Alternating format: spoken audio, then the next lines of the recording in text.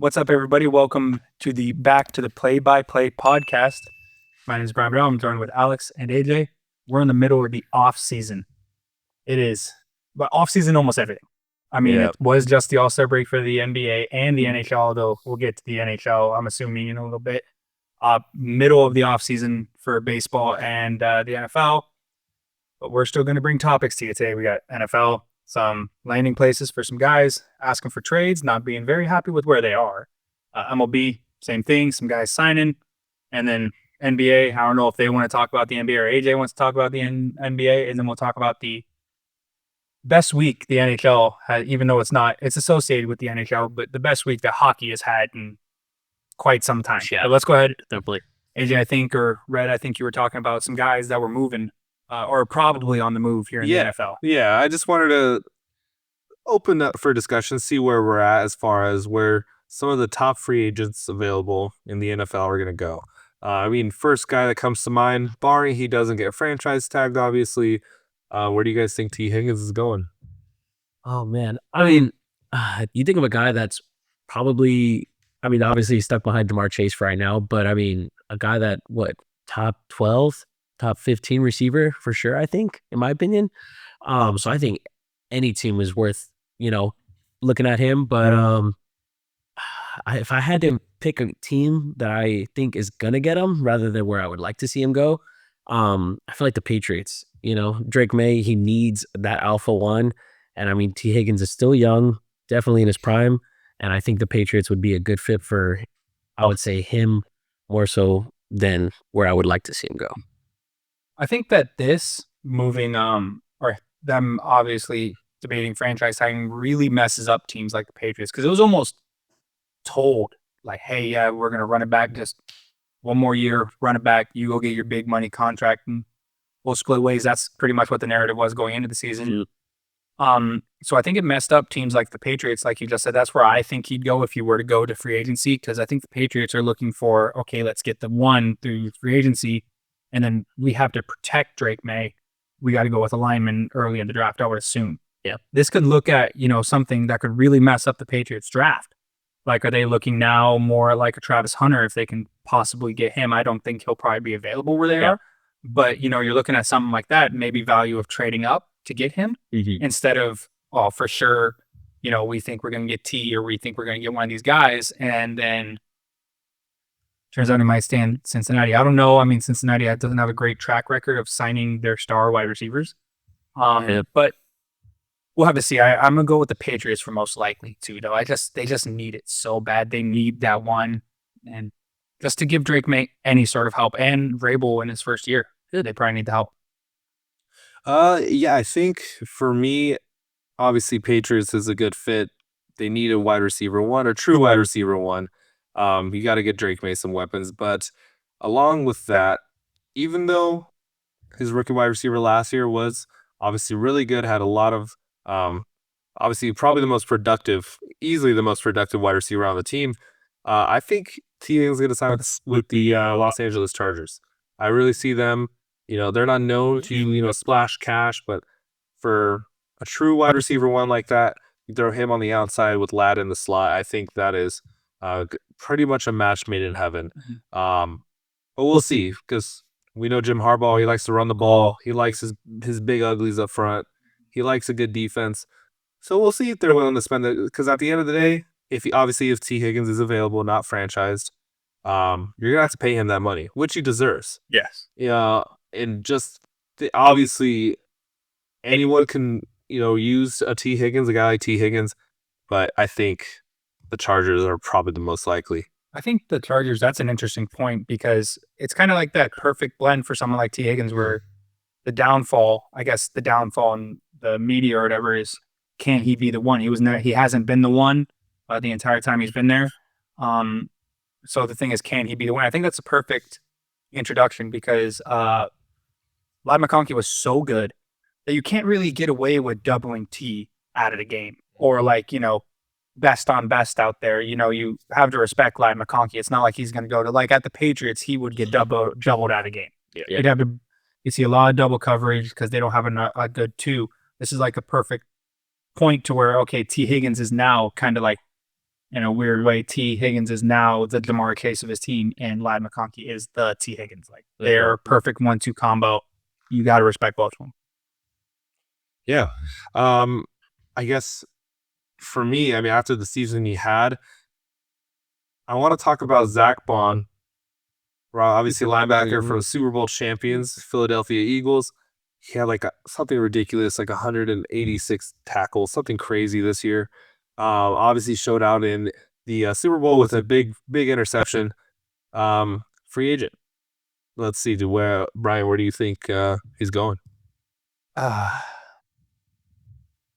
Just so we can get some freshness, I want to see him go somewhere else because he's a key part to that Eagles team.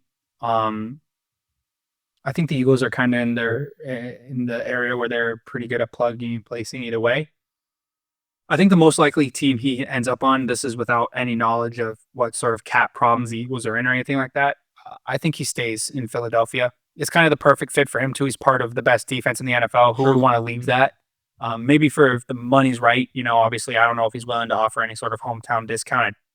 He shouldn't, and I doubt it. I was going to say he shouldn't. Yeah, he shouldn't. But a team, I'm going to go a little personal here. A team that was really lacking defensively and certainly run stopping is another team with actually a very high tackle linebacker. I'd like to see him on the Colts. You have a defense that struggled last year, and the defense isn't exactly trending in the right place because the defense struggled. And then you brought in the defensive coordinator from Bengals. Yeah. With Lou Anarumo.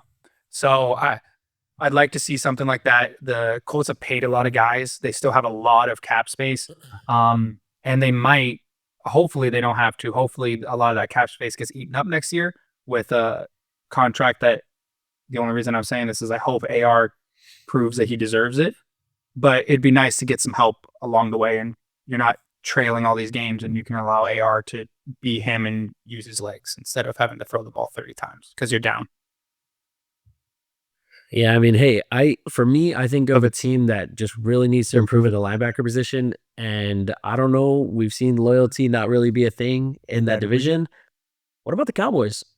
We talked about them all year. They couldn't stop the run to save their life. They're small. So what do? You go and get probably the best linebacker available in free agency, and you really show that, hey, we're trying to win. And that, hey, just because, the Commanders went to the playoffs and the Eagles obviously won the Super Bowl, that Dallas needs to be taken seriously. This, for me, would show that, hey, you get a guy that had a pick in the Super Bowl and who had been a star for them all year. That's the kind of move that puts Dallas in like, hey, we're trying to win. Even if this division is great, we're trying to win now. Yeah, I can obviously see him in both of the spots mentioned. I think I'm going to be boring here. I think he stays with the Eagles. I mean, it's just essentially the perfect fit. Obviously he earned whatever contract he's going to get this year. He's going to get paid, and I think the Eagles are going to pay him. At the end of the day, they got to choose between him and Josh Sweat, their defensive end. I think they're choosing Zack Baun.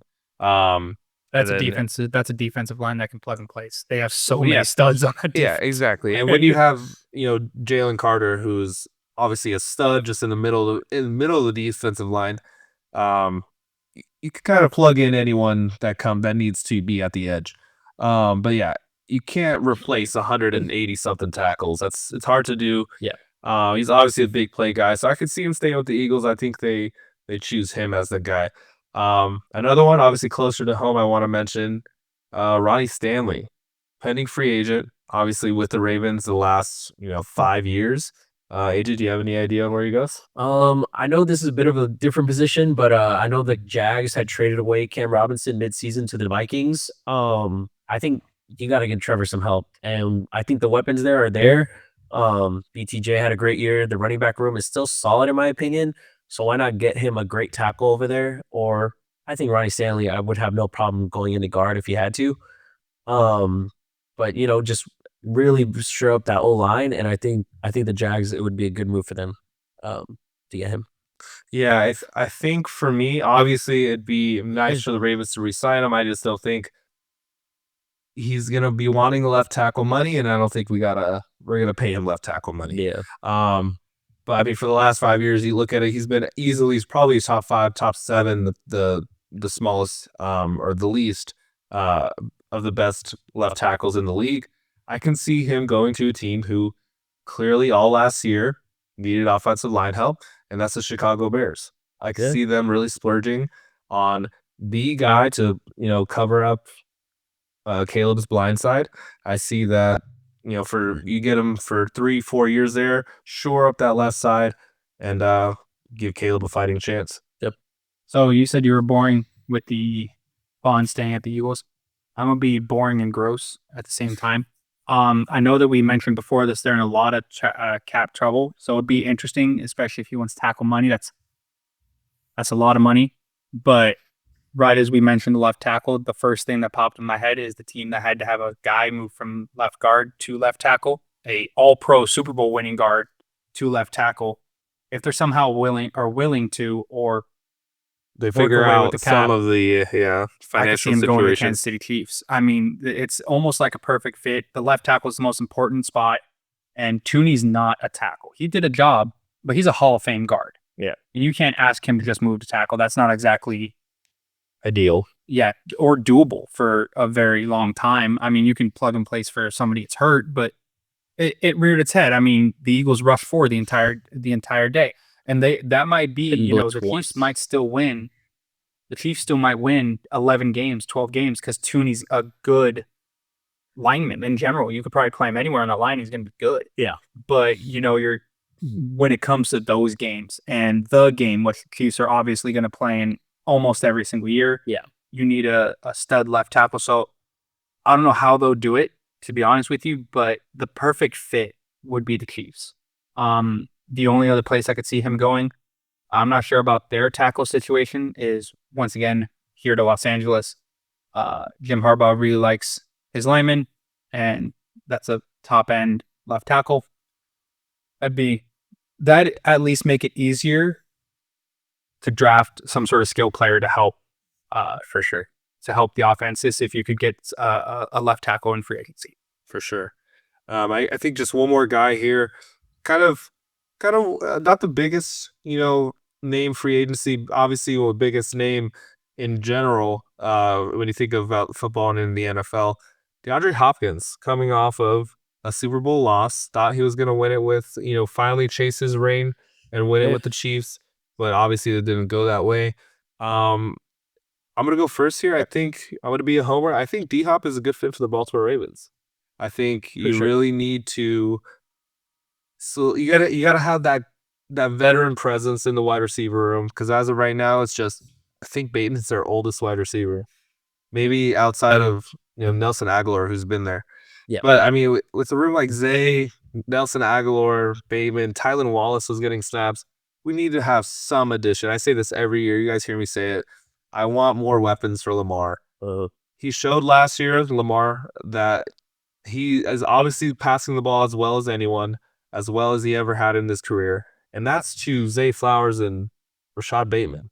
Yeah. So get him a big target guy like DeAndre Hopkins, who obviously is older, but he's going to be cheap. He's going to, get his targets. As if he stays healthy, I think that's a good fit.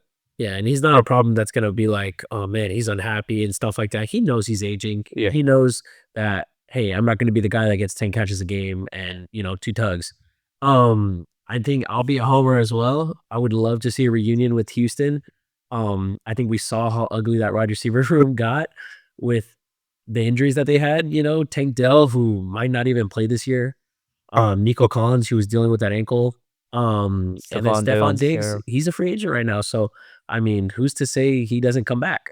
Maybe he plays with his brother in Dallas. But, I mean, obviously I would love for Diggs to come back too. But I think for D-Hop, especially with the sour taste that they left in the mouth last time he was there, it would just be really good to have it come full circle, because he was one of the best with Andre Johnson receivers in Texans history. So I would love him to come back. Yep. So good news, I'm not going to be a homer. My first pick, right as we said, DeAndre Hopkins, my belief was the Ravens.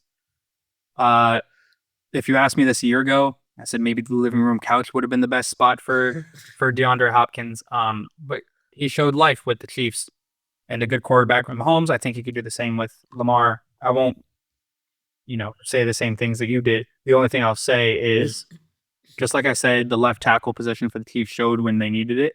I think a big-time wide receiver like that, big target that is dominant in the red zone and dominant on the money down, third down, that would help the Ravens beat the Bills.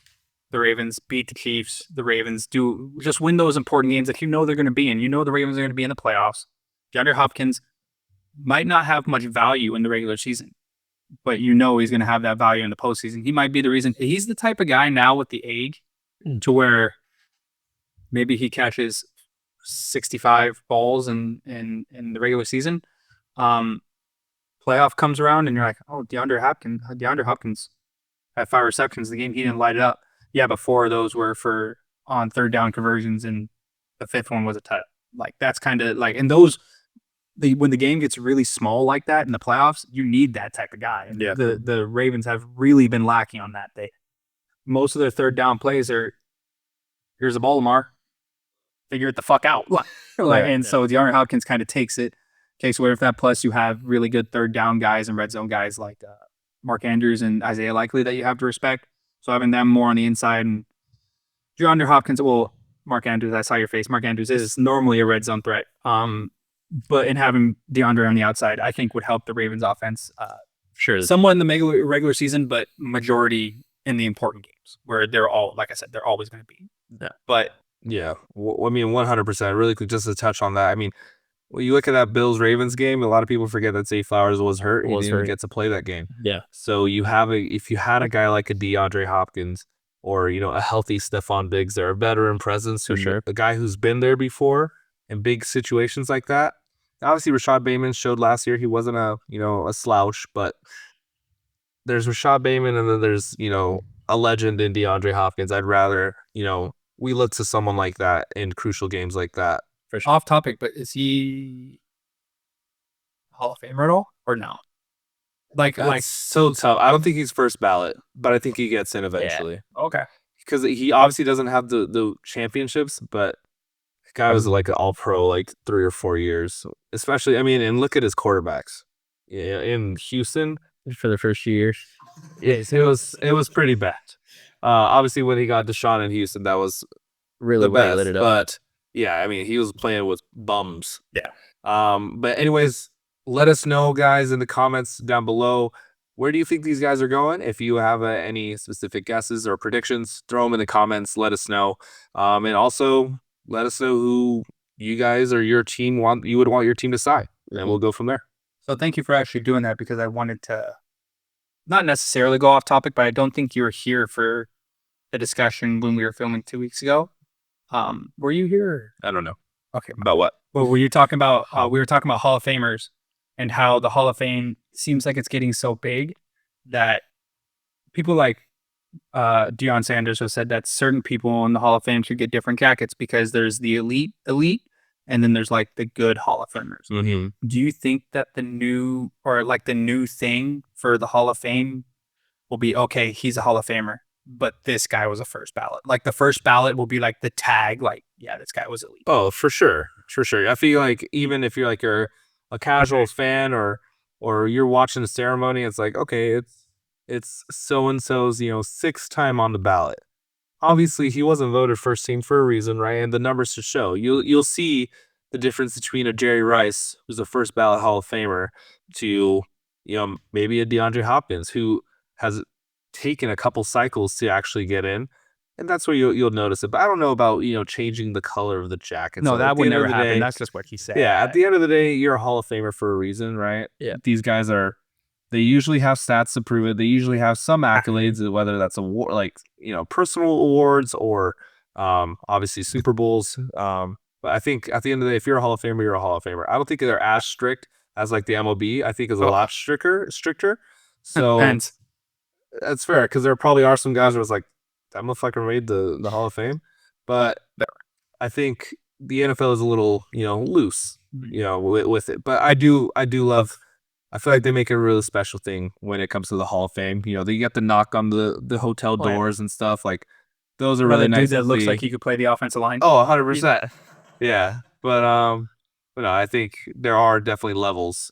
Well, how many years are they on the ballot in the NFL?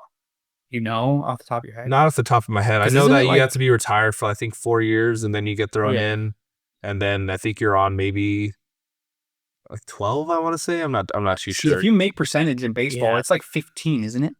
You have to make, I want to say It's it's 5%. 5%. Then So you you need can be 5% up of for votes. 15 years. But like the difference is Yeah. obviously Billy Wagner was a relief pitcher that got into the Hall of Fame this year for the MLB. Yeah, I think it was his And it last. was last year. How long was he on the ballot? Compared to, I think it's 10 years. yeah, I think it might was be 10 10 years. But so this was his last year. And then like, obviously you can see the huge separation because Ichiro Suzuki was only voted not first ballot by one guy. Mm. But Where there's, you're at. there's some weird riders and all that in the MLB that they'll just do it because they're like, nobody ever deserves first ballot, That's which is the stupidest the thing. worst- You should the yank worst that thoughts, person's vote. yeah. You should yank that person's vote. I mean, like, but the MLB is really weird because of the whole steroid thing. Like, they won't give somebody an MVP. Like Alex Rodriguez is a definite Hall of Famer. My bad, not MVP. Hall of Famer. Barry Bonds obviously is a definite Hall They of won't Famer. make it. Roger Clemens is a definite Hall of Famer. Sammy Sosa, Mark McGwire, like these guys are all Hall of Famers. And to be honest, there's a little bit of an asterisk because David Ortiz is a Hall of Famer. I think about that Pujols, too. they're going to put him in the Hall of Fame. Yeah. So like it's a little different. I mean, A-Rod obviously didn't have the best relationship with the media and stuff like that. Neither Yeah. did Bonds. So I think having the writers do it is really weird. Yeah. But I don't know I guess just Hall of Fame in general. I think you gave your take 2 weeks ago, but do you think that people are going to start looking at the number of how many times you were up before instead of like they're going to rate somebody that was 10th ballot compared to somebody that's third or something like that. That guy was better because he got voted in his third try compared to this guy like his seventh. I feel like in baseball's tricky because then you look at things where it's like you look at a Billy Wagner and you're like, how did it take him this long to get into the Hall of Fame, you know? So I feel like there's a sweet spot. And then you have people that are like, oh man, CC Sabathia is in there. When you look at it, it's like he's a lefty with 3,000 strikeouts. Like that, the numbers between that and another lefty, very few. So that's why he got in there, just because I think of the longevity he had. But I wouldn't have said, you know, CC was ever the most dominant pitcher during his era. You know, maybe that one playoff run with the Brewers. Did he win how many Cy Youngs did CC win? He might have won one or two. I wouldn't say it was very many. You know, whereas like Roger Clemens has like what, 5 or 6 or something like that. I think there's a stat that Roger Clemens has no hitters and 6 Cy Youngs. Nolan Ryan has 6 no hitters and no Cy Youngs. Wow. Yeah, so you know, accolades are hard because it's like, how do you look at a guy like Nolan Ryan? You're like, how the hell does he not have any Cy Youngs? So, and I used to have a harsher opinion about guys with steroids, and you know, whether or not they took them or not. But I feel like now that I'm getting older, I look at it as these guys made baseball cool in that era. It was also legal. Yeah, and There was no rule. Yeah. So, but like you look at icons of the game, and it's hard to deny an A-Rod because I know as a kid growing up during that time, I had 13 on my back, and I wasn't even a Yankees fan. Yeah. You know, Barry Bonds, the undeniable lefty. So I feel like my opinion has kind of changed over time, as to why these guys either should or shouldn't be in the Hall of Fame. But I feel like, yeah, with baseball, it's kind of finding that sweet spot where it's like, okay, does this guy get to be in because we think he's a Hall of Famer? And then at what point is it, oh, he went in first ballot, or it took him X amount of years? So baseball, you're never going to please anyone. So I feel like it's just kind of finding that sweet spot of where you feel like, all right, 3 years maybe in, let's put him in the Hall of Fame. So it depends on class. I mean, you're talking about, you know, there are some stat classes sometimes, and you have classes like the one that's coming up where nobody's probably going to be a first ballot Hall of Famer. Yeah.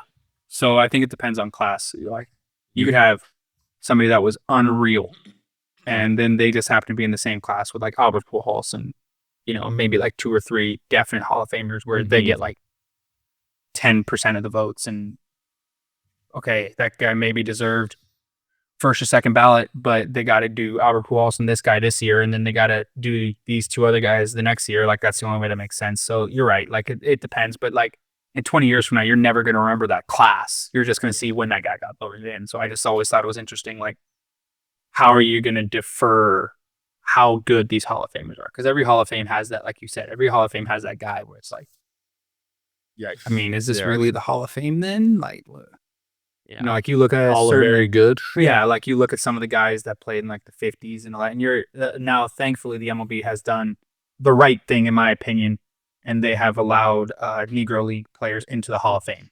Because I know you guys have made my have heard my standpoint where people that played before the merge happened, that was a decision they made, and baseball was not as peak competition wise. Like a lot of people, there are articles and stories written about how it was arguably the better league. Mm-hmm. There's just more talent everywhere. So I think it just depends because, like, you know, in 20 years, are people going to care? Be like, oh, yeah, he was put in because he played in a different league, but he had to play in the other league. Stuff like that. So I don't know. It just depends. There was, no, we got wildly off topic. I'm sorry, but that was something. That's okay. But that was something. Is there You know, anything? on top of really quick going back to the NFL Hall of Fame, it's 5 years retired, and there is no. Oh, you're just there. I was gonna say, I know Sterling Sharp just got in, Yeah. and I'm like, dude, he hasn't played a snap of football in probably 25 years at least. So that's why that conversation, I was like, I don't know if there's a limit because Yeah, no. you know we're limit. seeing him in now. Wow. And So then that also, I feel like even for baseball, obviously for NFL, for the NFL, you have like writers, I guess, TV personalities, whoever. You have at the end of the day, you have people voting for who should be in or not, right? Then you come across guys like the guy who left Suzuki or Ichiro, you know, not a first ballot. Obviously, that guy's dumb, but he gets a vote. So you have these guys you have to worry about. Oh, fucking God, these dickheads over here, you know, ruining some people who most of the general fan population will think, yeah, that guy deserves to be, you know, first ballot Hall of Famer. But of course, you have one dickhead that's like, I don't think so. No one deserves it. it's really weird because the same writers that vote on the Hall of Fame vote on the MVP, and they vote on the Cy Young, and they vote on. So they're pretty much voting to build up the legacy of a guy they're inevitably going to vote in or not vote in. Yeah, that's a good way of to putting it. To the Hall of Fame. So it's really weird how that works. I mean, realistically, writers, some people need to have a vote, like writers outside of like the baseball group, because I think MVPs and all that would look different in the MLB, and Cy Youngs would look different in the MLB if you had players and coaches vote for them. But it's really weird because, like, you have instances, and I know this is kind of in the heart, but you, as a Ravens fan, probably think some of the people in the NFL probably shouldn't have a vote anymore. That's just how it goes. But like in the MLB, it's just really weird too. You know, you have a lot of biases. I don't know if, you know, New York writers gonna vote in are gonna vote for an MVP for a Boston Red Sox. Like, so I wonder if that stuff has ever gotten away. Now, maybe now because everything's so transparent, this guy's got to be like, well, I have to vote. Like, let's say Rafi Devers, I can't play third base, is gonna go goes off this year, has an unbelievable MVP style year. Yeah, 35 plus bombs, 120 RBI, whatever, right? Hits like 300. Everything's so transparent now that people can call out that writer in New York for being dumb. Yeah. But like before all the transparency, no one ever knew who you got to hide your bias. Nobody ever knew who you voted for. So I wonder how many people voted were like, well, I'm gonna vote for this guy because there's no fucking way. And who's to say there was no shame about it, you know? Because now you got to deal with the media backlash where it's like, if you're in New York, oh shit, I'm not voting for a guy in Boston. You know, like there's that kind of like sense of pride, I guess. Yeah. So, but now it's like, dude, you do that, you're dealing with all of social media breathing down your neck. Yeah. So there's definitely that as well. I think there's just got to be, I don't know, because it's really weird that people have never played the sport have a vote on your sport. It's kind of weird, even though, like, I understand, like, we talk about professional sports all the time. None of us have played it down, inning, half, whatever, a quarter of any sort of professional sport. We've played the sport, but we haven't played professionally. Yeah. But like, at least we have some sort of knowledge about how football's played or how baseball's played. But we also don't have MVP or Hall of Fame votes. Exactly. That is so true that's as what I'm well. saying. And we never will. Right. Too dumb. But like, that's what I'm saying is like, there's some people that grew up, you know, maybe they were in the news for a little bit and then they got an interest in writing about sports. And so they start writing about sports. They get big. Now they have a vote, but who says what, you know what I'm saying? Like and it's also their personal determination of most valuable players. I mean, best player or the person that was most valuable to their team. Yeah. So I don't know. It was just a tangent because I hate writers and I hate the way MLB votes for stuff, but that's all right. Either way, did you have anything else you wanted to? No, that's pretty much it. I mean, while we're on the topic of baseball, let's talk about one of the bigger signings, I think. Alex Bregman going to the Boston Red Sox. Yeah. That was the signing that sparked a whole lot of controversy apparently in their own team. Yeah. Bringing a star 2-time World Series winner and somehow, some way your team's unhappy about it, or some of the players on your team are unhappy about it. This one's really interesting because obviously it makes the Red Sox lineup deeper. Like he's a great bat and, you know, he's just got to lift up the launch angle a little bit, baby. That left field's so short, just like the Crawford the Crawford box. Crawford boxes. Left field at Houston. He's just got to lift that ball a little bit higher. It'll be good. So you could still probably expect the same numbers from Bregman. He stays in the same league, which, in my opinion, now serving with the way the Dodgers rotation is the easier league to hit in on a consistent basis. And the fact that Corbin Burns went back to the NL too. So even you're talking about in division, there's not that much heat. In his division, you got Garrett Cole and Max Fried. Oh yeah, Max Fried now. Kevin Gausman. Well, maybe 3 years ago. Hey, Luis Hill, even though it's spelled like Gil. Yeah, I mean, I don't know. Hey, I'm a get little here, out get on here. him. I'm a little out on him. I'm Get out here. on all. Speaking about Myers, don't let me write about the Yankees. I'm a little out on a lot of Yankees. But yeah, it's really interesting. I mean, like I said, it sparked controversy. We're seeing Rafael Devers, who undeniably, obviously, is a great offensive bat for that Red Sox lineup.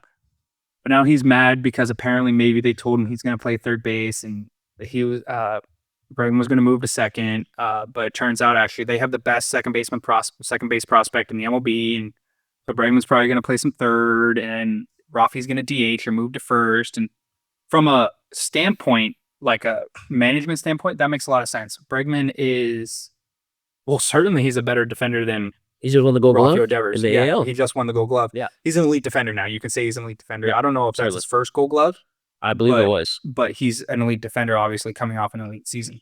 And you don't get any slack with the bat either. No. I mean, obviously his numbers might be a little less than Rafi, but numbers are still up there. Yeah, exactly. And so it's really interesting because it almost seems kind of like an ego play now from Rafi Devers, where he's saying, I want to play third base. Well, that's cool, dude. But I saw a stat that there are 131 third basemen. And he was statistically the worst. People that had played third base, for some sort of amount of games in the last few years. And he was statistically the worst, with the lowest defensive WAR and defensive run saved in the MLB. Got to be negative. Oh, it's way negative. It's way negative. Yeah. So, like, it's interesting. You have to have that elite. That's an elite position to play, too. Like, there aren't that many elite defensive third basemen. You need that's kind of a premium position defensively. You can move Rafi to first. Rafi's just not a good defender. It'd make a lot of sense to move him into the DH. And it's a nice DH. A lot of teams have this DH that rotates where you have a different guy depending on if there's a lefty or righty in the lineup. You're not going to have a different guy if it's a lefty or righty in the lineup with Rafi Devers. He's just the guy you pencil in at third position every single time. So it's going to be interesting. I'll be very interested to see what Alex Cora does with this whole thing. You have egos on one side and sense on the other. How you can't make anybody happy. I'm sure Bregman willing to move everywhere or anywhere, but are you going to screw up the second baseman's development just because Rafi Devers is mad? Maybe because Rafi Devers makes the most money on your team. But this season, I would say it's probably Bregman, but he's up there for sure. Yeah, as far as accumulative money, for sure.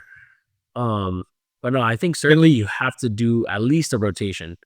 Because if you just I'm not going to buy the fact that Bregman's going to play 150 games at second base. It's not happening. You know, let's say Rafi maybe DHs twice a week. You know, I'm not saying completely take him out of third, which I would do. I don't see it happening though. I just feel like there's a chance that, you know, he goes out there and he's still the star of that team, even with the Bregman signing. he's the face of that franchise. So you can't have him totally unhappy, but you also have to do what's best for the team. And I think if you're taking away a Gold Glover just indefinitely and having him at second base, out of third base all season, I think you're hurting yourself. So that's just my opinion. As far as I think, if let's say Bregman plays a couple games at second and then a couple games at third, and we got to mention too that that's not the greatest pitching staff. It's not bad. We got Crochet. It's certainly gotten better with Crochet. And then obviously we'll see what Walker Buehler can give him this year. That's right. But I feel like it's not like you have an elite staff going out there where, oh, okay, you know, we have a guy that can't really play third, but he's our star, so we'll keep him there. You know, they're not gonna just, you know, put up a bunch of zeros. plays. Yeah, you're gonna have a defense that needs to make plays. So I think at the very least we have to see a rotation, and hopefully it keeps guys happy. Especially if you have, let's say, you know, Christian Campbell who's knocking on the door, trying to get there and then start on the team. So we'll see what happens with that situation. I know you got Trevor Story, who can never seemingly stay on the field. Which is interesting because I could see if Trevor Story goes down again, Bregman can move to short. He's played short he was before, drafted as a shortstop. So maybe that's their answer. But you also, as a manager, don't hope For injuries. I hope our starting shortstop gets hurt so I can figure. So I out have what a the reason hell to do to with make it. everyone Because happy. then when Trevor Story comes back, I guess it makes sense because if Trevor Story is coming back from injury, you can be like, okay, we got to DH you because, bro, when you play the field, you can stay healthy. But I don't know. I don't know what the answer to this is. Yeah. Because your star player seems to have a problem with moving positions. I honestly can't think of the answer here. The only other thing I can assume is he inevitably moves and bites the bullet. I mean, it probably wasn't easy for Mike Trout to want to move to right field. I mean, he was a premium defensive center fielder for a long time and never want to go glove. So it's probably a huge ego check for him to have moved to right field, but it makes sense for the team. I mean, certainly for him personally to try and stay on the field. Right. And maybe that's something with Rafi. I know Rafi hasn't dealt that much with injuries, but when you're that bad defensively, so bad, I mean, you got to do something. Yeah. Well, I mean, I think even in the outfield too, I think they're moving Duran out of center field, which that dude is a speed demon. And they're putting, I forget his first name, but, oh my God. Palmero? Oh man, I might be butchering that. Maybe, I don't know. I'll get his name, but, you know, and he's moving to center field, who was playing a lot of shortstop for them last year. So now Rafael, is that his name? Yeah, Rafaela. Is it Palmero? Maybe. I don't know. That's not his first name. I don't know. I felt confident at first, but you know who I'm talking about. Yes, I and do. he played a lot of shortstop for them. So, you know, who's to say he moves to short? Campbell maybe switches to the outfield. He's still young. So I think they're just going to have to trust the manager's process as far as, hey, I see, you know, I feel like you'd be a good fit here. Maybe we'll try you here. You just have to trust Alex Cora at this point, who, I mean, even in his day, he played a ton of positions. Yeah. So I feel like that's a good guy. If you're going to have him say, hey, you can play here or here, that's a good manager to have as far as to tell you where you can play and where you can't. Well, wouldn't you say that's kind of like maybe a wall they're going to hit, because Alex Cora in his professional career moved to a lot of positions, like you said, but maybe he doesn't see the side of what Rafi's trying to get across. Maybe he doesn't see it because he was the type of guy that moved around, but he was willing to move. Maybe he can't relate to somebody that's not. Yeah. And that could be a divide. I'm not saying this ends up with Rafi Devers not being a Red Sox, but I'm curious to see what that whole thing looks like in the future. I still think the Red Sox are a playoff team. They're certainly building towards a playoff team, and it wouldn't shock me if they made the playoffs this coming year. But because you're looking at an AL that isn't massively strong team-wise. I mean, you have the Yankees. You're talking about the AL. Just the AL in general. East? Oh, just okay. the AL in general, wild card. I don't think they win the division. I think the Yankees, in my opinion, will be the team that I just don't know what they have at offense. So, me neither. But I just think that they probably have... It just makes sense to say the Yankees, maybe even the Orioles, but the Orioles losing Corbin is a big deal. But certainly there's a lot of spots open in that NL.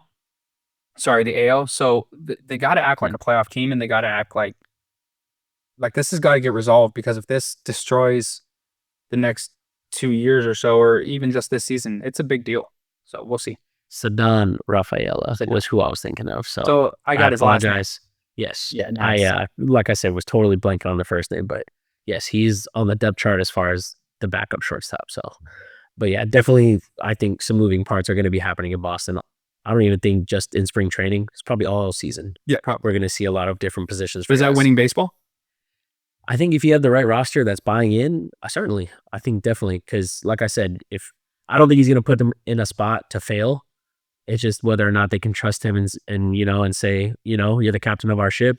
We trust you. Do you think that people can get in grooves moving position to position? Like if you have one day at third base, one day at shortstop, and you're bouncing around, do you think that somebody can get into a groove offensively? Or do you think that hinder their numbers?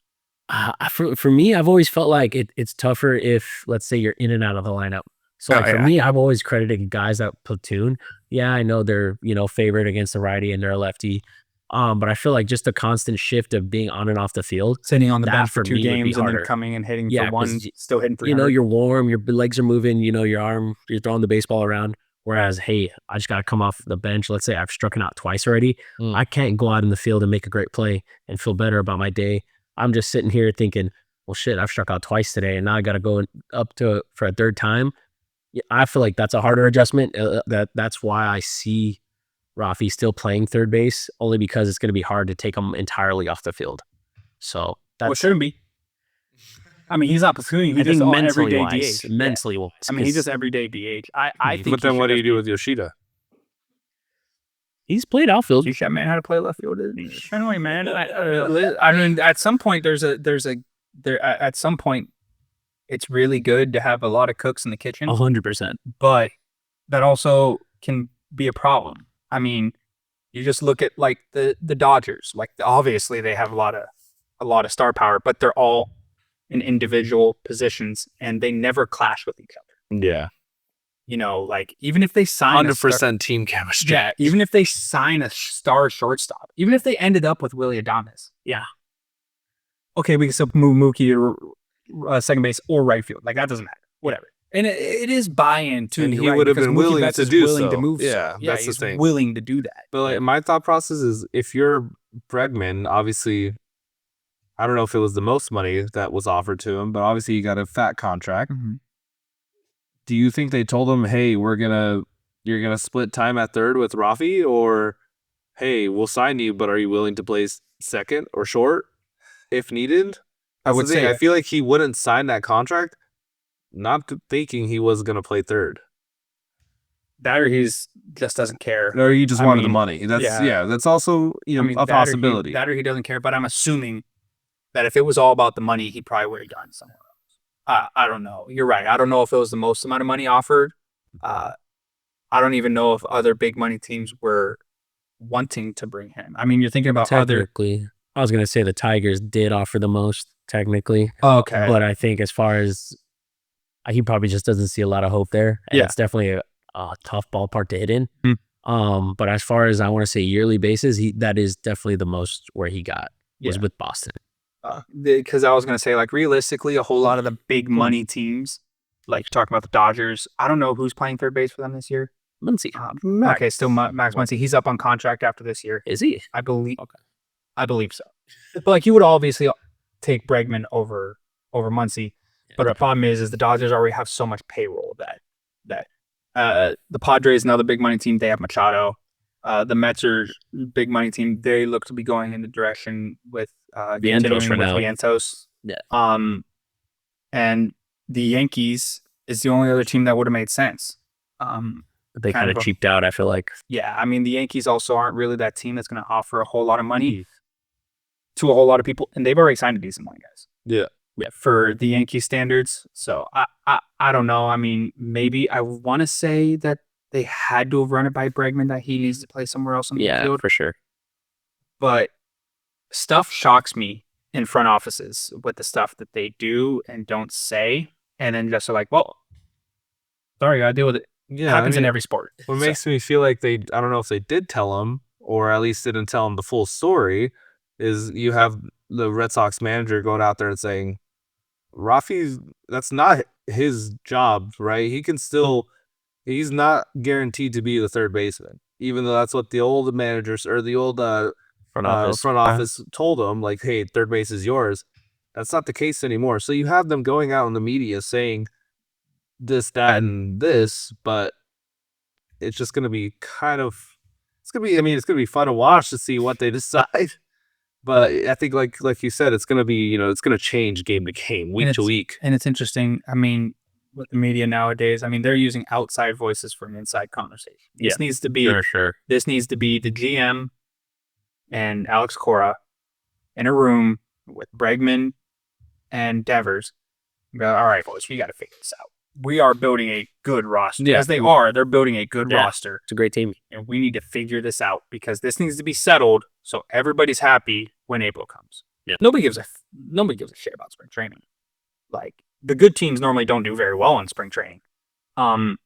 So it's just, we got to figure this out. But instead, they're going to the media and saying, well, it's certainly not his position. That was the old regime. I'm the new regime, which makes it, that happens in every sport. Right.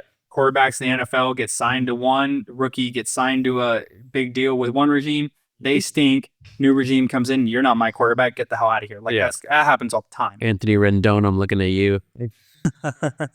But well, that was 2 regimes ago for Anthony Rendon, right? Because wasn't that Billy? Wasn't that Billy? I feel like it was. No. It was Billy, and then Well, yeah, but I mean, he had already had the contract. He didn't ever re-sign with the Angels, so. Or no, I'm saying I think Billy gave it to him, but then Harry came in, I think, a year or 2 later. So, but Harry inherited Rendon, right? Yeah. Yeah, so it was Billy.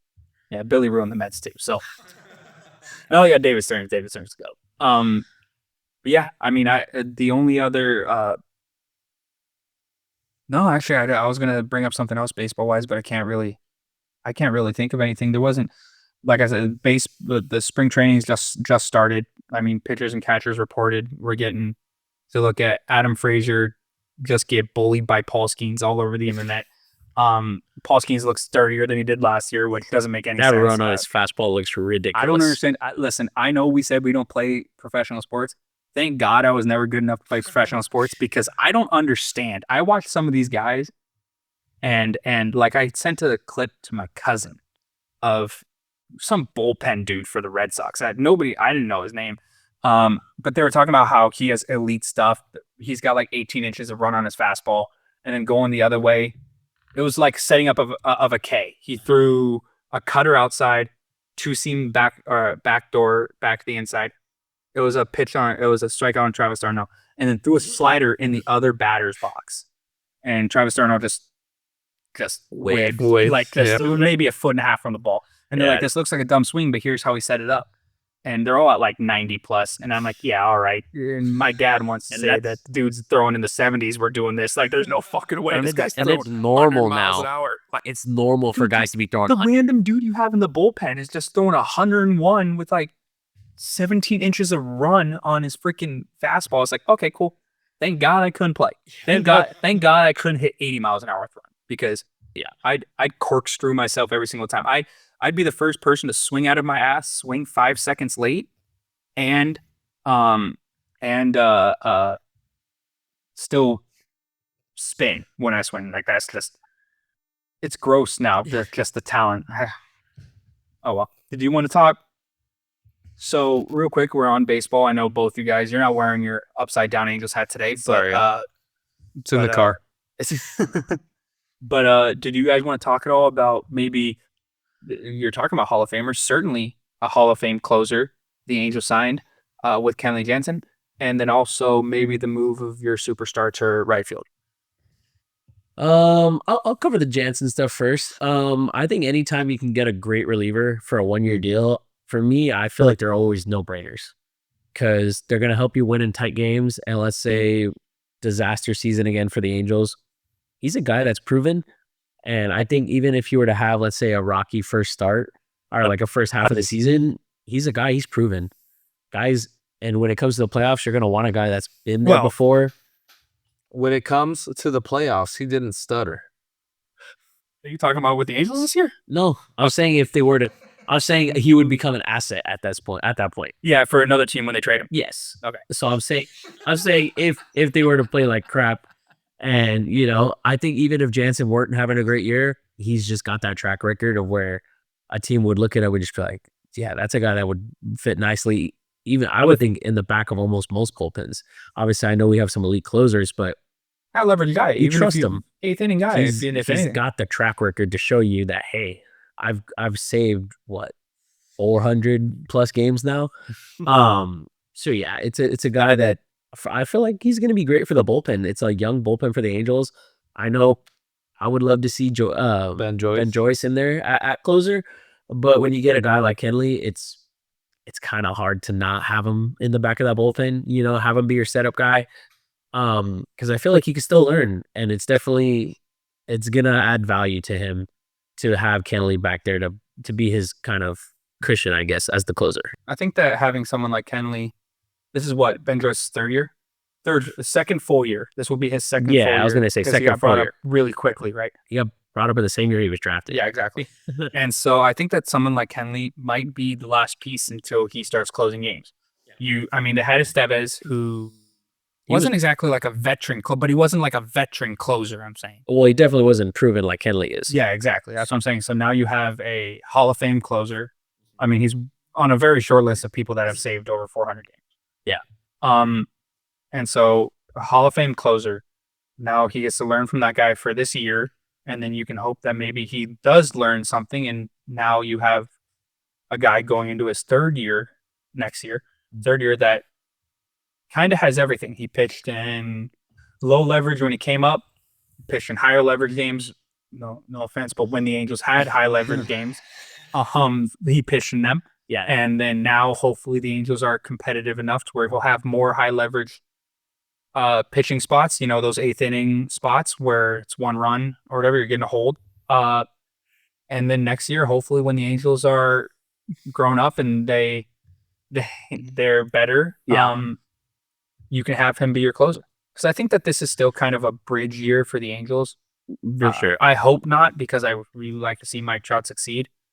But I think this might be a bridge year for the Angels to where hopefully they can get the youth enough experience to keep moving. Because I think that people like Logan O'Hoppe, Zach Neto, Noah Shanwell, if you want to put him in that type of thing, they just need one more year, I think. And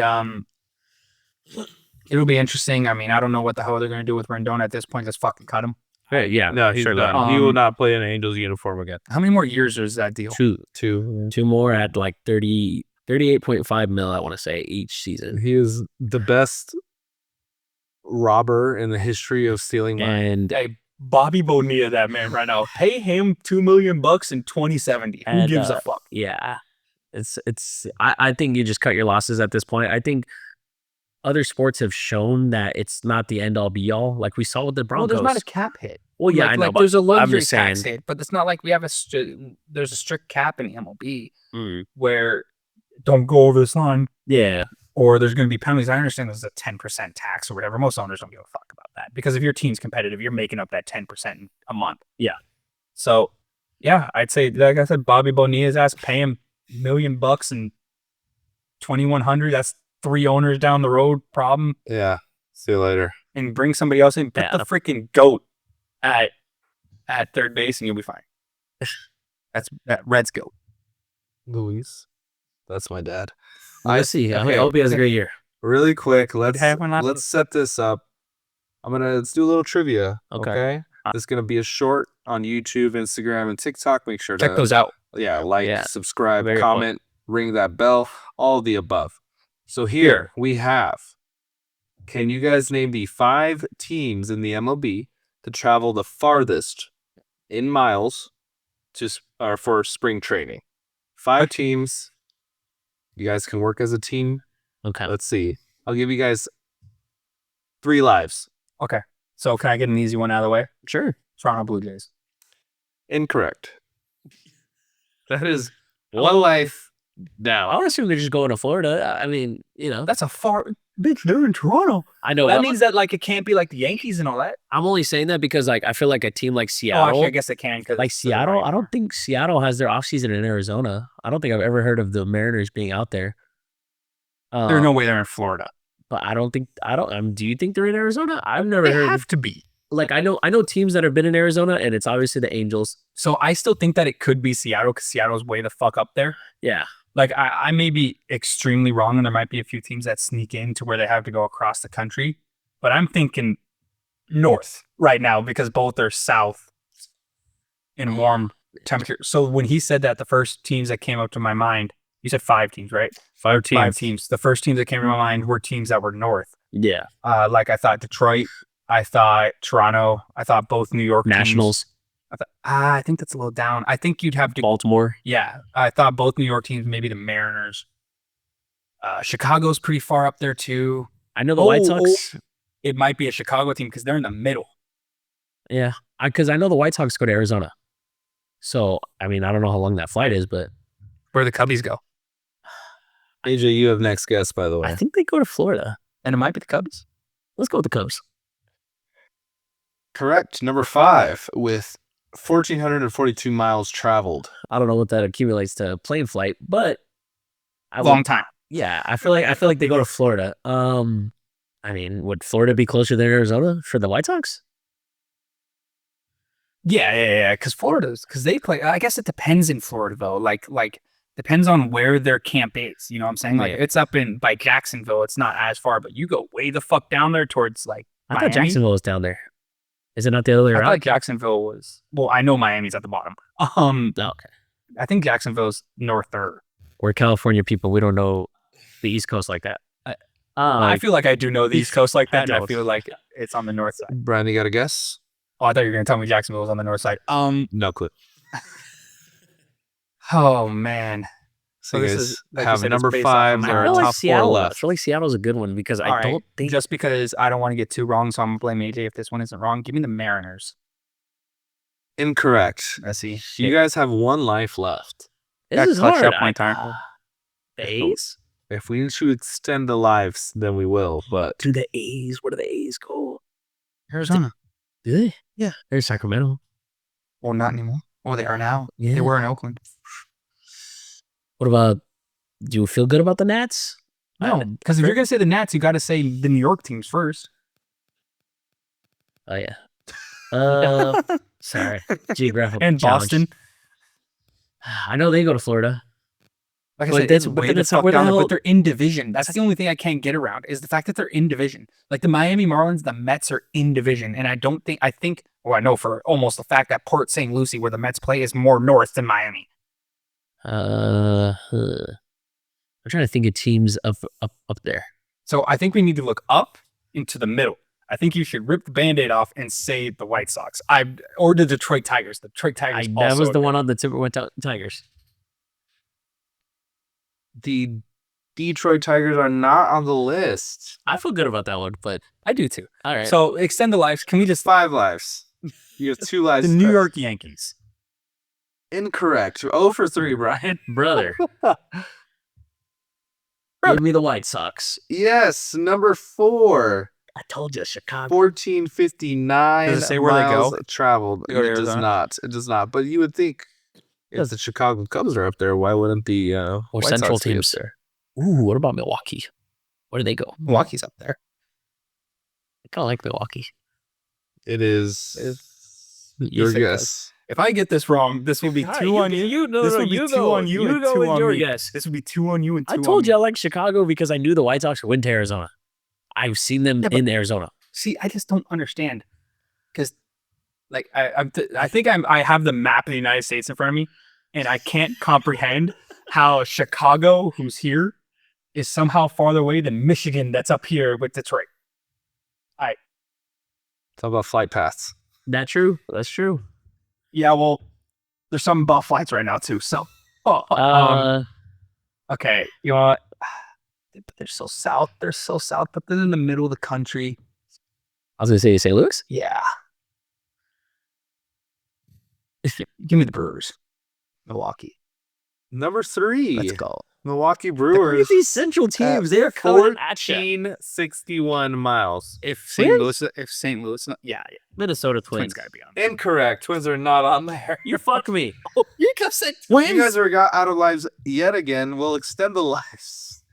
How about no more lives?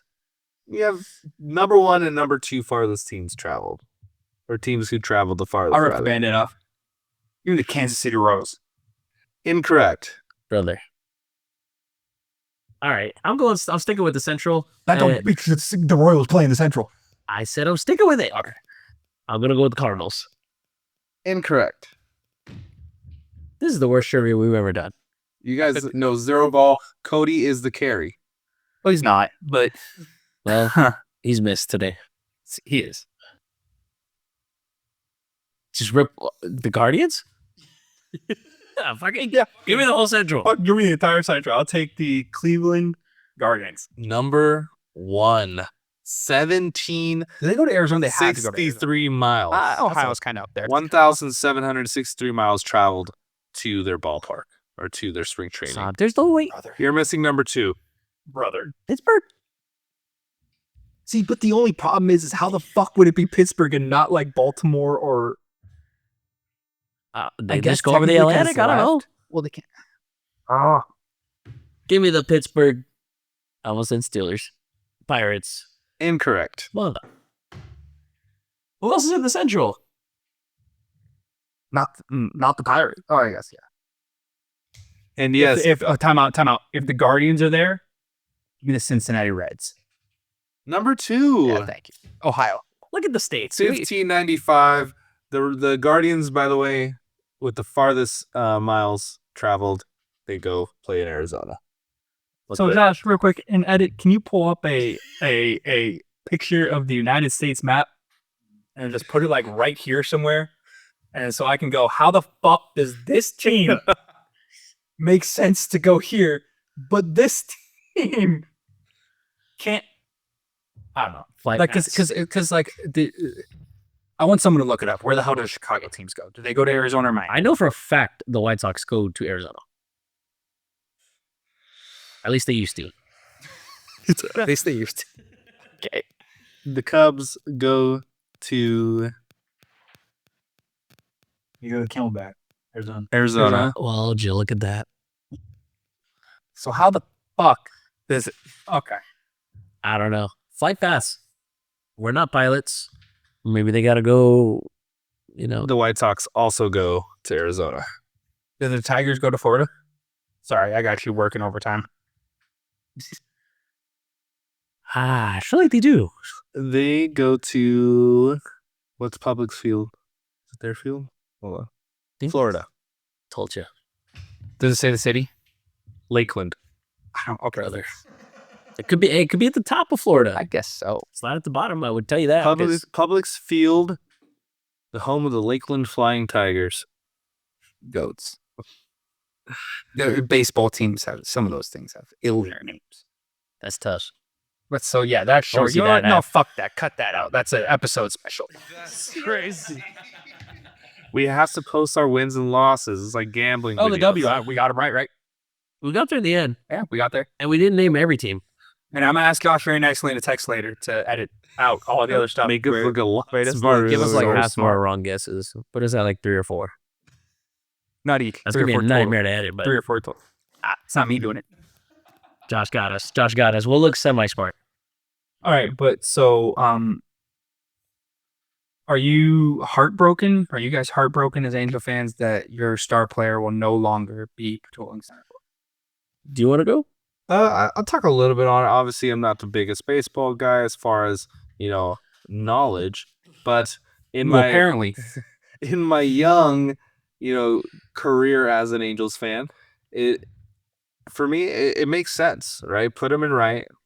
He is obviously injury prone, and the last couple of years have been obviously not the best when it comes to the Angels' record, Mike Trout's record of playing games. It's just put him in the position that he is not going to. That's going to limit any injuries that are possible. So I think in right, obviously, less to do than in center. But it still sucks because he was like a freaking killer center fielder. So Yeah, I think just when you start to think of the little intricate things about that, things that go into center field, like I would say, shortstop for the infield. It's the most demanding position in the infield. And I think the same can be said for center field in the outfield, because a ball gets hit, it doesn't matter where it's hit, you're giving it a look. Whereas if you're in right field, ball goes to left, you're not even batting an eye. So the little things like that where you're not the captain of the outfield, you're not the guy that your left fielder or your right fielder is going to look at you and say, are you going to make that play or am I going to make that play? Whereas now he can kind of look to his center fielder, who is probably going to be Joe Adell or Mickey Moniak. Well, never mind. You guys are winning 30 Joe, games. Joe Adell, Mickey Mantle has some respect.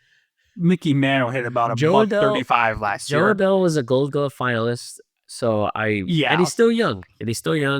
I think He's the Gold Glove. He just can't hit a baseball. He's the first Gold Glove finalist I've seen throw a ball into the stands. Yeah, well, That's gonna happen. he's baby. not the last. I think, but you just heard it in his interview when he announced him moving. I think he's just tired of the talk of him being off the field and him not playing. And he even said it himself. He threw all the options out there on the table, and I think this is the one that it ensures the fact that this is his best chance to stay on the field. Except for DH, which I'm surprised he didn't go to. Yeah, but like I said, I think that goes back to the whole Rafi thing. It's hard to take a guy completely out. I would say that look at Pujols. Very few guys can, just come off cold and hit like Poppy. That's a guy who didn't care to be in the field. He was just like, dude, give me a bat and I'm gonna rake. But I think it's just one of those things where he wants to be on the field. He gives the Angels the best chance to win. And we've seen this with the Angels. He's the one that kind of put Torrey Hunter in right field when he got there. So I know he said he was going to talk to him as well. So I think it's just inevitable as far as that conversation where what's best for me in my body. And I think it is to move to right field. So if it means him playing 130, 140 games, give me 50 that. bombs. Give me that every day of the week. Hopefully it makes him steal Every day some of the more week. bases too, because I would maybe not anymore, but I would die on this hill. I just want said him that out the said field. that he would be the first 50. Now, obviously, he can't be. Yeah, his old teammate is. But I mean, you were looking at Mike Trout was so good when he was. I think he younger still than is. that. No, he is. But I'm Yeah. just saying, like in general. I mean, like 2 years ago, he played like 100 games and hit 40 bombs. Yeah. That Like- was, I think, 22. Yeah, 22 or 21. Yeah, where he played, I think, But- 120. Yeah. And so, I mean, like, I was comfortable saying, I was talking to Cody about this. I was like, the Mike Trout injury sucks so bad. Because if you were to ask me like 4 years ago, like the sky was the limit for someone that was that good. Yeah. You could say that he'd go 50-50 and everybody would be like, well, probably not. But there's a fucking chance. Like, Yeah. there is, and there's nobody else in the MLB that you can say that for. Yeah. Now, obviously, Ohtani, but that's going to fall off now because he's going to pitch. Yeah. But like he's just the elite of the elite. He was the elite of elite then, and I hope to God, that he can be the elite bat. And you're going to get a premium defensive right fielder. I mean, I'm assuming For sure. it'll be able to transfer. I mean, Yeah. play the hardest position in the outfield. Yeah, I think you can play in sure. either position. So we'll have to wait and see. Mhm. All right, as we wrap up this MLB talk, is there anything you wanted to talk about, maybe with the Eagles or baseball going on in general or in spring training? Anything else you wanted to bring up? I think all the big pieces have gone, all the pieces, I don't really see any, move the needle moves coming anymore.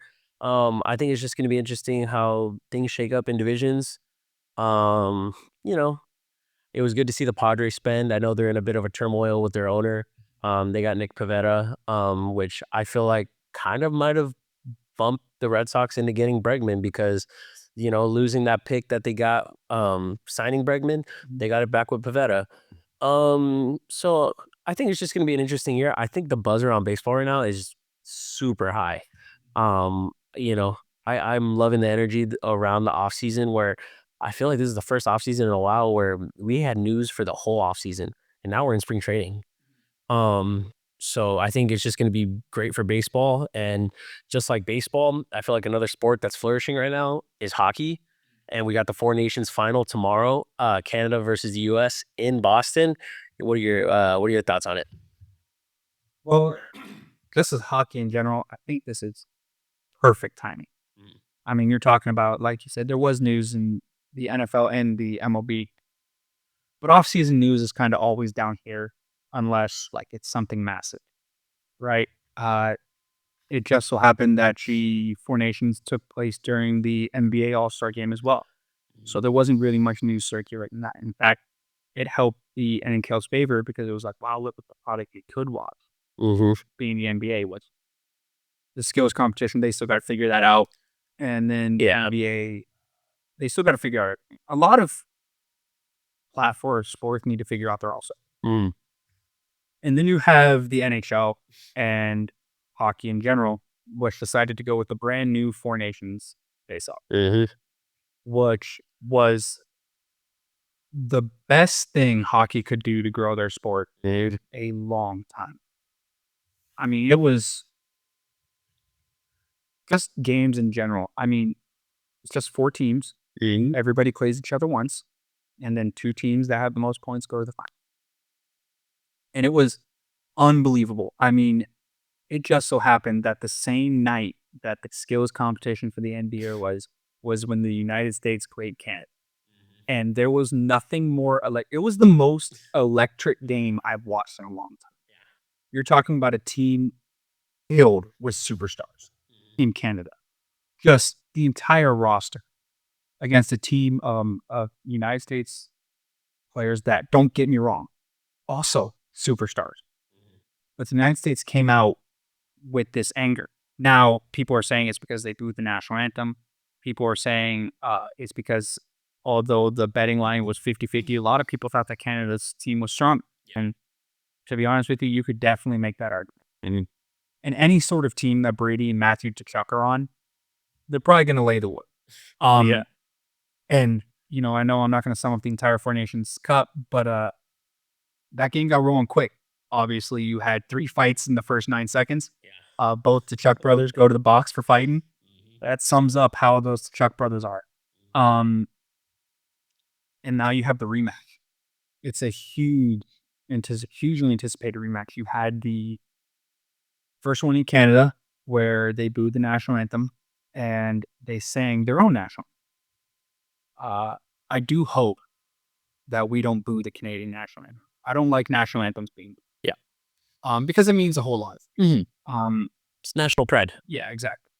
I do hope, however, just like how the Canadian artists did, I do hope that whoever sings the national anthem for this says the first 3 words and then stops.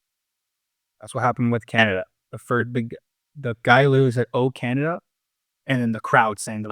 Okay, yeah, that's what I had a feeling what you meant. Okay, so maybe our guy sings like the first 3-4 words, and then the crowd just takes the over. crowd do it, because the crowd did take over when we played Sweet this last game. Never lost. But there's a little bit of give and take with that loss. That game inevitably meant nothing because Canada had already won, and it was already decided that the United States and Canada were going to play, which a lot of people anticipated. Just a few things around the Four Nations Cup before I get into this final. McDavid today said that he want more teams in it, which makes sense. This was a trial run for the NHL. The trial one was a success. This was unbelievable. Absolutely. I do hope that it's not every year. But I feel like every year loses its luster. I feel like one of the reasons the World Cup is so amazing, one of the reasons the Euros was so amazing, one of the reasons baseball fans love the WBC so much is because you had to wait for it. There's anticipation. Why the Ryder Cup in golf is so awesome. Because even though the Ryder Cup's only 2-year wait and all the rest of them are 4-year waits or 3-year waits, there's anticipation. Yeah.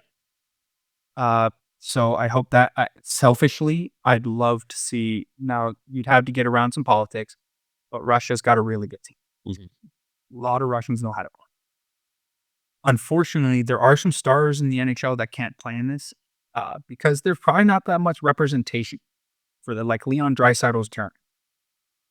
And I can't remember off the top of my mind if Germany has a strong, like, his guy, think about capability-wise. Like, okay, you can roll a German team out there. I'm sure there's 25 Germans that play hockey. But are they up to scratch with Connor McDavid, Nathan McKinnon, Sidney Crosby? Like, or are they just going to go out there and get smoked?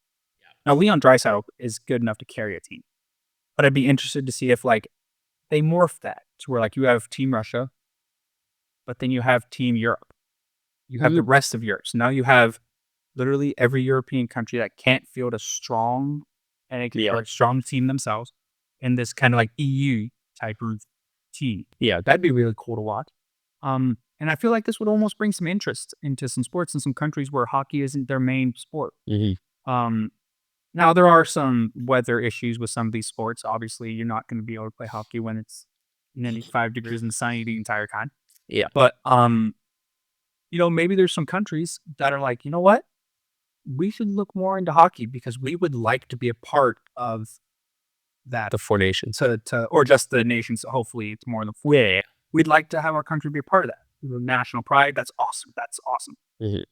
So I want to kind of see that. But now to the final.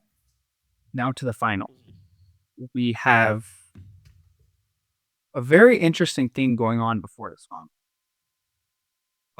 McAvoy, who was a bruiser and an amazing defending force for the first 2 games against Sweden and especially against Canada. Dude had 6 hits in the game, 3 of them against McDavid, 3 of them against Crosby. He knew he was going for it, and he executed.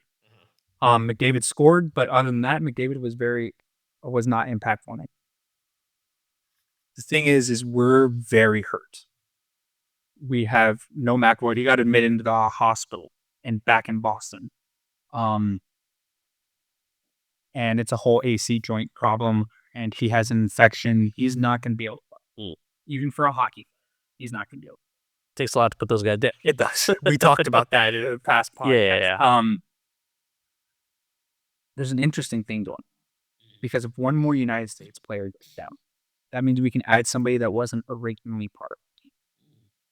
And Quinn Hughes, who was our best defender by far, plays for the Vancouver Canucks, had an oblique issue and didn't play. He was rostered, but taken off because he couldn't play. Mm-hmm. There's talks about adding him for our last game. And you're talking about someone that could pretty much, I hate to say it, because I love Cale Makar so much being an Avalanche. We were talking about the closest thing the United States can get to Cale Makar. Some people might think that Quinn Hughes is better. They're wrong. But so that's the closest thing. There's some talk that maybe the United States declares. There are a lot of injured people. Brady Tkachuk is injured. Matthew Tkachuk is injured. Austin Matthews is injured. You're talking about the Tkachuk brothers, who have arguably been the best players on our team the entire tournament, and Austin Matthews, who going into the tournament was the best player we had. Who are all hurt, who should play, but there are some other guys that are hurt as well, and they're in the air. So there's a talk about, hey, listen, sit this one out. We need to bring it because we need to bring it. It's a little bit. I feel like that's a tough thing to do with these hockey guys, especially. See, the problem is it's tough to do. Is how are you going to tell someone that laid it on the line to you for 3 games to get just sit out for the superstar? Don't get me wrong, unbelievable player. Yeah, but didn't play. It'd be different if he decided not to play and then to play. Injury helped him back. Yeah, that's true. There's without a doubt he would have been on the roster or on the tee playing if he wasn't hurt at the beginning. But yeah, I mean, this is a game. The game in Canada only added fuel to the fire. When the United States plays Canada in hockey, it's always must see for hockey fans and anybody that dabbles in hockey. You'd argue that it's the 2 best nations that currently represent the sport. One of the reasons I want to see Russia is you could argue Russia as well. Going head to head, and obviously geographically, right? Yeah. This game's going to mean a lot. It's going to mean a lot to the Canadians. It's going to mean a lot to the Americans. And the talent's so good that this last game, dude, it doesn't matter if the United States won that game. This game is you can take a coin and just flip it, and that's who's going to win the game. No, there's no like, Canada's going to definitely win because of this. Yeah. But the United States is definitely going to win because of this. There are ways Canada can win, and there are ways the United States win. The United States' way to win is to play exactly like they fucking did it Canada the first time. Yeah. Man up the middle of the ice. Don't give Nick McKinnon and McDavid the ability to go through the middle of the ice, and you'll at least have better chances to win. Yeah. The one time McDavid got space in the middle of the ice, that was a goal Canada scored. So it's kind of the blueprint's kind of laid out for the United States. Canada's kind of got to figure their stuff out. How are they going to kind of get the middle of the ice open? Yep.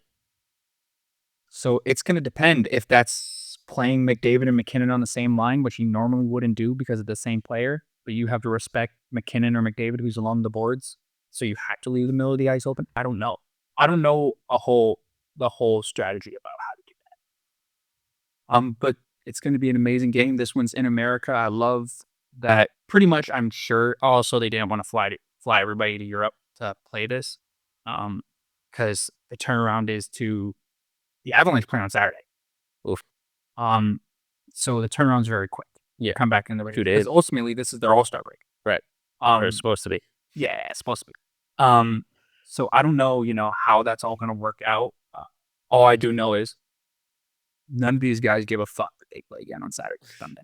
Yeah. It's going to be, I don't know if it's going to be the fight bloodbath that it's going to be. You can't rule anything out with the Trout brothers. But ultimately, you need to dance. So you need somebody on the Canadian team to be willing to fight too. And I don't know if this is going to be, because honestly, I think the best thing for Canada to do is come out insanely hot. If that has to be starting all your stars for the first 10 minutes of the game on the same line, that's what's going to happen. You're going to have the big first goal. You can't, in my opinion, you can't get into a fight in the first 3 seconds or 5 minutes of the game, because the United States is going to want you to. The United States is going to goad you into trying to fight. Yeah. And if it's a Chuck brother or a United States player beats the fuck out of a Canadian inside of Boston's arena, that crowd is alive for the rest of the Going to be deafening. It's alive, and the crowd isn't like a massive thing in hockey. It is because you can ride that momentum, and hockey's arguably the biggest momentum sport you can have that there is. But like, there's not a whole lot of tactics that, besides calling for the puck, that you need. It's not like the crowd affects football. Obviously, 100,000 people in Death Valley are going to affect the play call because you can't audible. There's not any audibles in hockey. Crowd noise in the NHL is very similar to crowd noise in the MLB. It's just momentum, and maybe the other team gets shaky. Yeah, that's kind of all. So, like I said, obviously being an American, I want the United States to win. I think it'd be awesome for U.S. hockey to win, certainly against this Canadian team. I think it helped for the growth of the sport in the United States. The NHL is hoping for a very physical, very exciting game, because this is their time. Yep. Like, this final is going up against nothing.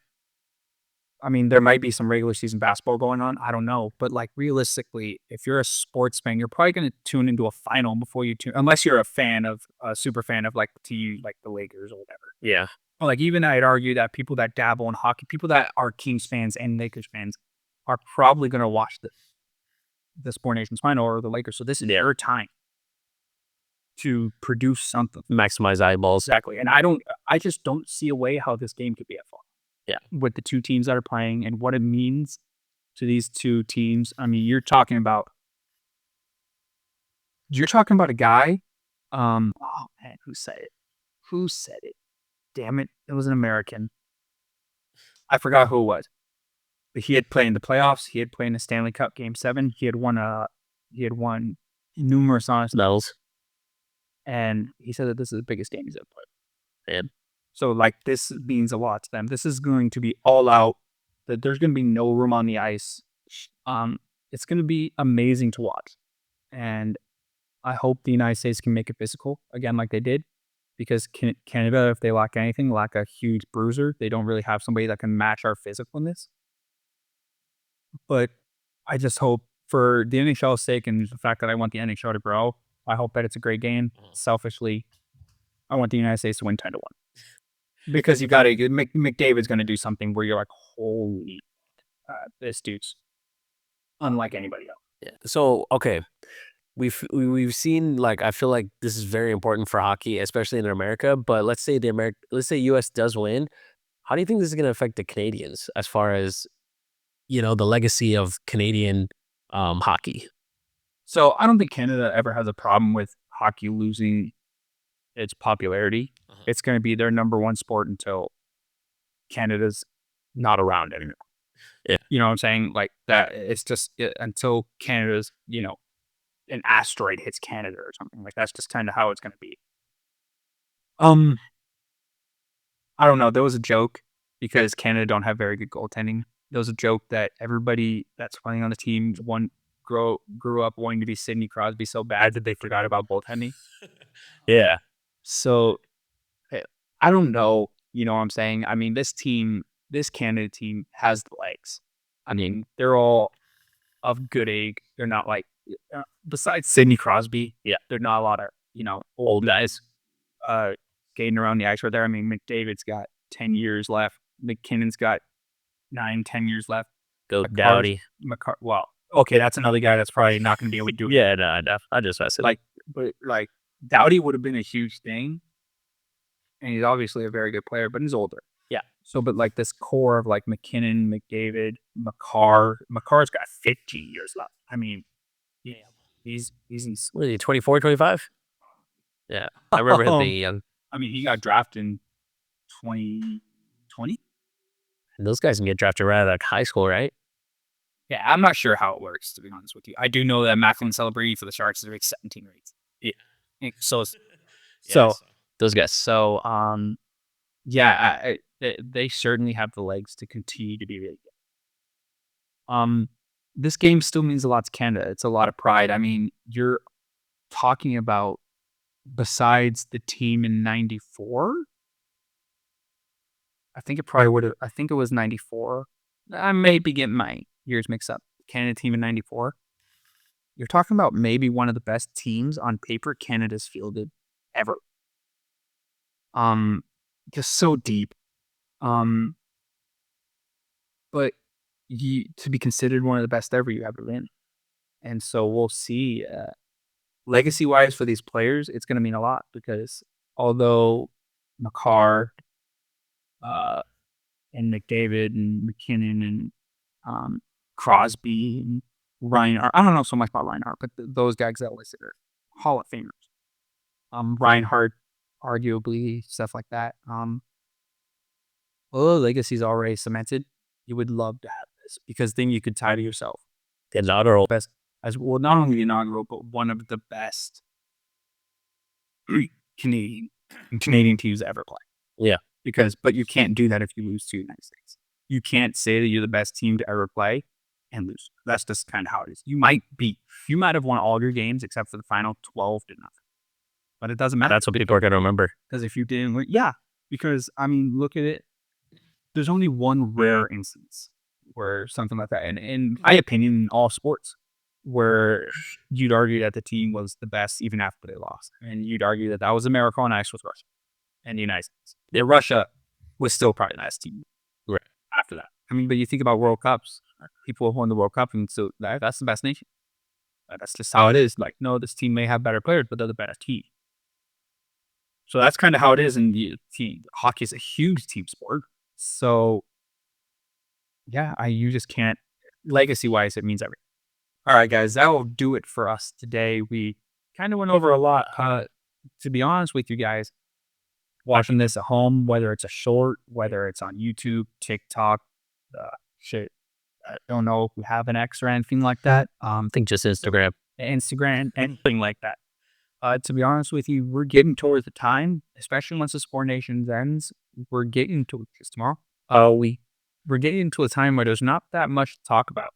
This next month is going to be pretty dry. So please comment anything you guys want to see our opinions on. Mm-hmm. They might be dumb. They might not be. Just can't guarantee either one. But we might need the help. But keep enjoying, keep liking the content. Hopefully you guys continue to enjoy it. Like and subscribe. Thank you guys for watching. See you.